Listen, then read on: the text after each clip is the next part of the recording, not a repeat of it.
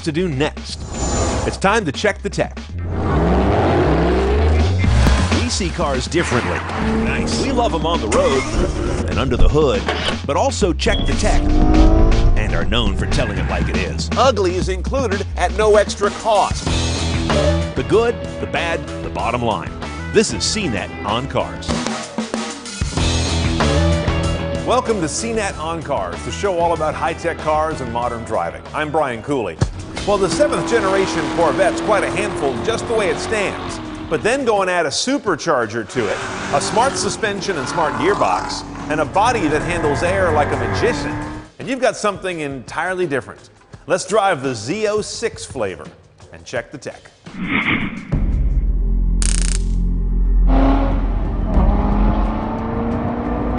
Well, we do have a supercharger here because the power is crazy.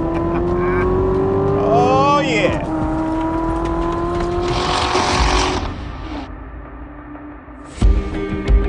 Few would argue this is the new golden age of horsepower, but for the most part, brawny cars today do it with much smaller displacement and a lot more tech under the hood.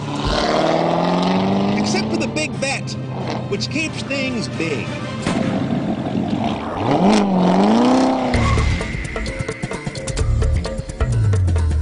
So what is a Z06? It's basically king of the hill right now in the C7 7th generation Corvette. You take what's already an impressive 6.2-liter V8 base car, and then you add a bunch of brawn.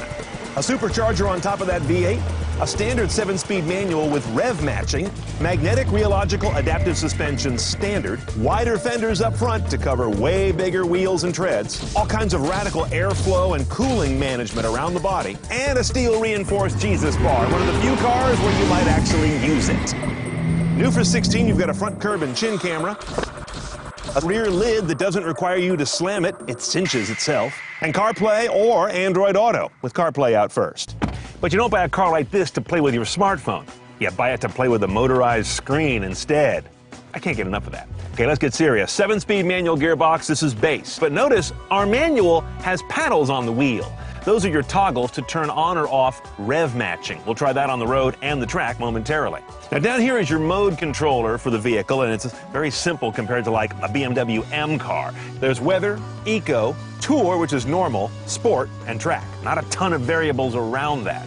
Under the home menu is something you won't find on any other car with Chevy MyLink, and that's this, the PDR, the Performance Data Recorder, which is a misnomer. It's a forward-looking video camera that also has a data recorder that overlays telemetry on the HD view forward. This is basically a smart GoPro built in the car, and no one else does it quite like this. And generally around the cabin, this is a mix of traditional and modern cabin technology. A partial LCD instrument panel, but real gauges around it for other functions. You got your touch screen here, of course, but a ton of tactile knobs right below it. Now, the simplest headline around a Z06 is that the engine is supercharged, and here's your supercharger and plenum right at the top. And I mean right at the top. Look at this thing. It just barely fits in the profile of the engine bay. It's right here at the height of the hood gasket. So when you add some mass on top, you want to lower it on the bottom. As a result, this engine has dry sump lubrication, a very shallow pan below to keep overall height managed and not add a bunch of tall center of gravity killing mass. And in between those two components, you've got tougher forged internals to handle the chaos that this guy brings upon them. And you've also got stronger, better breathing, high-performance heads. The output numbers are a pleasant pair. 650 horse, 650 pound-feet of torque. 7-speed manual's base, you can get an 8-speed automatic. I won't be speaking to you after that. However, with that 8-speed and a high-performance package, you can get the 0 to 60 down under 3 seconds for this 3,500 pounds worth of Vette. And should you care, the average MPG is 18. That's not bad for something that puts out 650. Gets there partly because of direct injection and very much because of cylinder deactivation.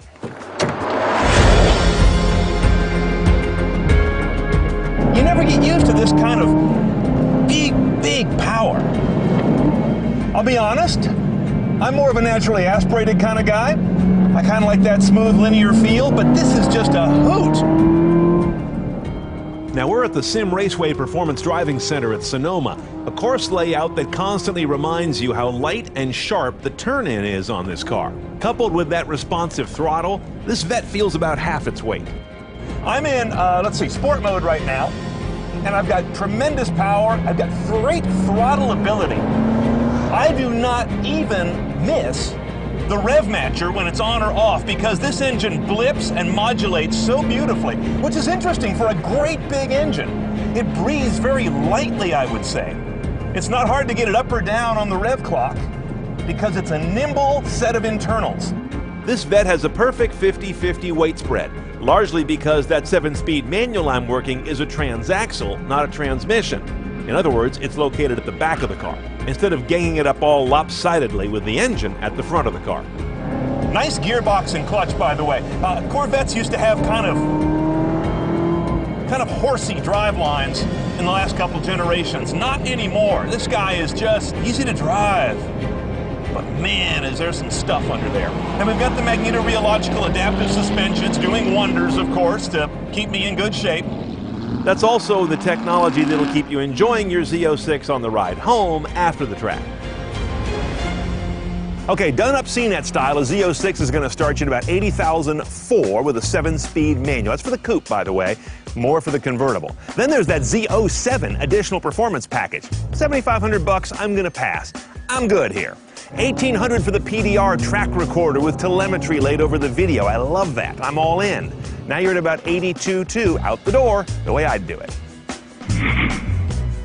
Well, automotive history is littered with examples of technologies that made cars safer, starting off being nice to have, and then expected, and then required by law. Look at things like airbags, anti-lock brakes, even seat belts. When we come back, I'll tell the smarter driver what's coming next on that list. When CNET on Cars returns.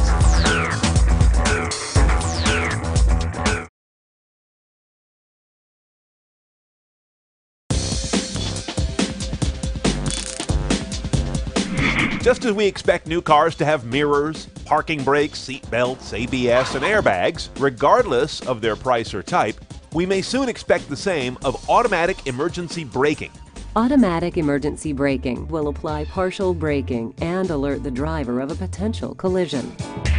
10 automakers who are responsible for more than half the cars and light trucks sold in the U.S. have pledged to make the technology available across their lines, which certainly points down the road to it eventually being required. Now, how and when AEB goes mainstream will be worked out with the U.S. National Highway Traffic Safety Administration and the Insurance Institute for Highway Safety. They're consulting now. And by the time they get that done, it'll be hard for all the other car makers to stay out. The U.S. New Car Assessment Program, which addresses standards for many systems, includes 10 formal tests of safety gear, but automatic emergency braking is not yet one of them. As you drive, Collision Prevention Assist is comparing your speed to vehicles or objects ahead. Now, AEB is just another term for a tech you may already know. Subaru calls it Pre-Collision Braking System. Acura and Honda, Collision Mitigation Braking System. And Mercedes dubs it the wordy Distronic Plus with Pre-Safe Brake. But all of these currently live in the world of a nice-to-have option, not common or standard.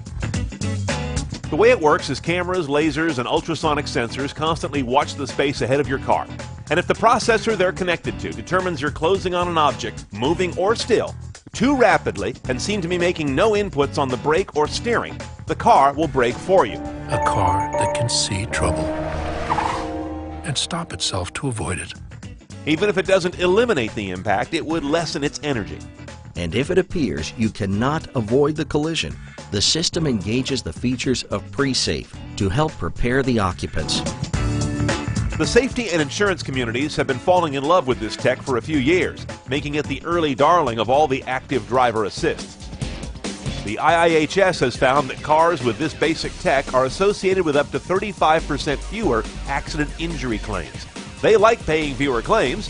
You like not being involved in them. Until AEB is required in new cars, it pays to double check if the one you're considering buying has it anyway.